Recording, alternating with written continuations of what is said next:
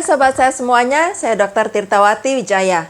Di channel ini kita akan bahas berbagai masalah seputar kesehatan dan pada kesempatan kali ini kita akan membahas mengenai onani. Ini berdasarkan pertanyaan dari salah satu sobat sehat ya. Nah, sebelum kita masuk ke pembahasannya, kita samakan persepsi dulu. Apa itu onani? Karena ternyata pemahaman orang itu agak beda juga ya. Ya sekitar situlah, tapi agak beda-beda. Kalau dilihat dari asal katanya, onani itu diambil dari nama seseorang, Onan, yang ada di kitab Perjanjian Lama. Saya bacakan ya. Kejadian pasal 38. Pada waktu itu, Yehuda meninggalkan saudara-saudaranya dan menumpang pada seorang adulam yang namanya Hira. Di situ, Yehuda melihat anak perempuan seorang Kanaan, nama orang itu ialah Syua. Lalu Yehuda kawin dengan perempuan itu dan menghampirinya. Perempuan itu mengandung, lalu melahirkan seorang anak laki-laki dan menamai anak itu Sesudah itu, perempuan itu mengandung lagi, lalu melahirkan seorang anak laki-laki dan menamai anak itu Onan. Kemudian perempuan itu melahirkan seorang anak laki-laki sekali lagi dan menamai anak itu Shela. Yehuda sedang berada di Kezib ketika anak itu dilahirkan. Sesudah itu Yehuda mengambil bagi anak sulungnya, seorang istri yang bernama Tamar. Tetapi anak sulung Yehuda itu adalah jahat di mata Tuhan, maka Tuhan membunuh dia. Lalu berkatalah Yehuda kepada Onan, hampirilah istri kakakmu itu, kawinlah dengan dia sebagai ganti kakakmu, dan bangkitkanlah keturunan bagi kakakmu. Tetapi Onan tahu bahwa bukan ia yang mempunyai keturunan nanti. Sebab itu, setiap kali ia menghampiri istri kakaknya itu, ia membiarkan maninya terbuang, supaya ia jangan memberi keturunan kepada kakaknya. Tetapi yang dilakukannya itu adalah jahat di mata Tuhan. Maka Tuhan membunuh dia juga. Lalu berkatalah Yehuda kepada Tamar, menantunya itu, tinggallah sebagai janda di rumah ayahmu, sampai anakku Shela itu besar. Sebab pikirnya, jangan-jangan ia mati seperti kedua kakaknya itu. Maka pergilah Tamar dan tinggal di rumah ayahnya. Berdasarkan asal katanya, onani yang berasal dari nama Onan yang saya bacakan di Kejadian 38 tadi, itu kalau di istilah medisnya itu lebih tepat disebut sebagai coitus interruptus. Artinya terjadi hubungan seks antara lelaki dan perempuan, tetapi ejakulasinya, spermanya nggak dimasukkan di tubuh perempuan, melainkan dibuang, dikeluarkan di luar gitu ya. Itu kan yang tadi yang di Kejadian 38 itu gitu, supaya Tamar nggak hamil, maka Onan membuang maninya. Ya, jadi terjadi hubungan seks antara lelaki dan perempuan. Nah, sedangkan kebanyakan kita menggunakan istilah onani itu sebagai masturbasi. Jadi masturbasi itu beda ya, bukan. Jadi pada masturbasi itu nggak terjadi hubungan badan, nggak terjadi hubungan seks antara lelaki dan perempuan. Masturbasi itu adalah self-service, dikerjakan sendiri, satu orang aja gitu ya. Nah, ini secara medis beda. Kenapa? Karena risikonya beda. Kalau masturbasi yang dilakukan sendirian satu orang aja, selama orang ini dia bersih, nggak ada virus, nggak ada bakteri, nggak ada apa-apa, kutu apa segala macam gitu ya, dia nggak akan berisiko terkena infeksi menular seksual. Mau dapat infeksi dari mana? Orang dia seorangan aja gitu kan, dilakukan sendiri. Nah, sedangkan pada coitus interruptus itu terjadi hubungan badan. Jadi risiko terjadinya penyakit menular seksual, baik itu HIV, HPV, atau wah banyak lah yang raja singa lah, yang kencing nanah lah, banyak macam-macam itu tetap bisa menular karena udah terjadi hubungan seks.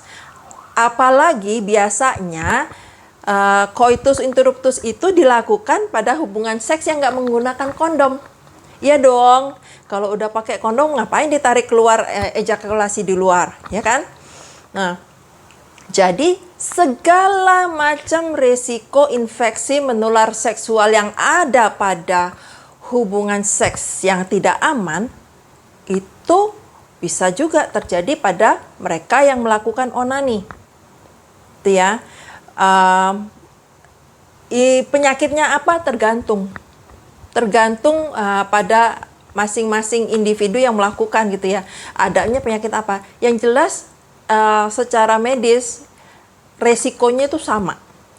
Memang spermanya nggak dikeluarkan di tubuh perempuan, tapi kebanyakan penyakit itu kontaknya, penularannya itu karena kontak kulit, karena kontak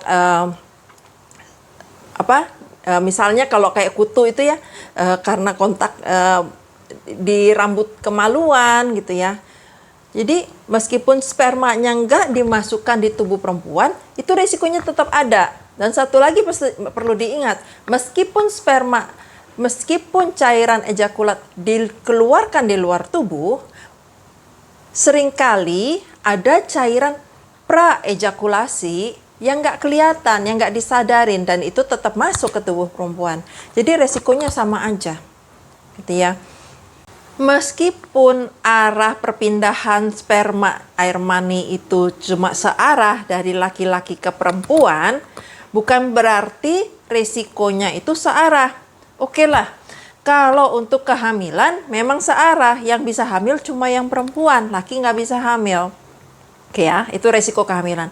Tapi kalau yang namanya untuk infeksi menular seksual, itu dua-duanya bisa kena gitu ya. Jadi nggak dilihat dari arah aliran sperma dari laki ke perempuan, jadi laki bisa menularin perempuan, perempuan nggak bisa menularin laki, nggak begitu gitu ya. Kalau untuk infeksi menular seksual, kalau lakinya mempunyai penyakitnya, terus berhubungan seks dengan perempuan yang bersih, perempuannya kena.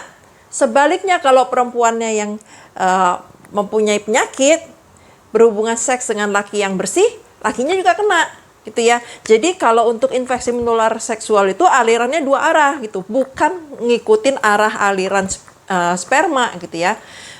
Terus bagaimana dong kalau misalnya nih lelaki yang punya penyakit A berhubungan dengan perempuan yang punya penyakit B?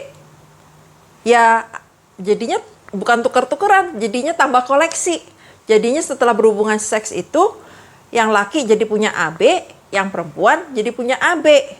Nah, bagaimana kalau misalnya lelaki ini terus hubungan seks dengan perempuan yang punya penyakit C? Bukan tukeran lagi ya, kok tambah koleksi. Jadi yang laki punyanya ABC, yang perempuan yang tadinya cuma C jadi punya ABC. Gitu ya.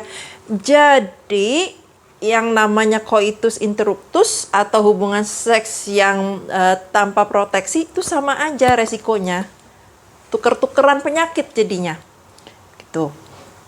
Nah, terus pertanyaannya, bagaimana cara onani yang sehat, yang aman? Sama. Cara onani yang sehat dan aman itu sama dengan cara hubungan seks yang sehat dan aman. Yang pertama, A. Abstinence. Tidak melakukan hubungan tidak melakukan hubungan di luar nikah. Ya. Jadi berpantang. Nah, terus yang kedua adalah B. Be faithful. Saling setia dengan pasangan. Jangan tuker-tukeran, jangan gonta-ganti. Jangan berhubungan dengan orang yang tidak setia. Jadi istilahnya itu adalah eksklusif monogami. Satu orang hanya berhubungan dengan satu orang. Bukan satu orang berhubungan dengan satu yang sini tuker-tukeran, ganti-ganti banyak gitu ya, atau gini-gini.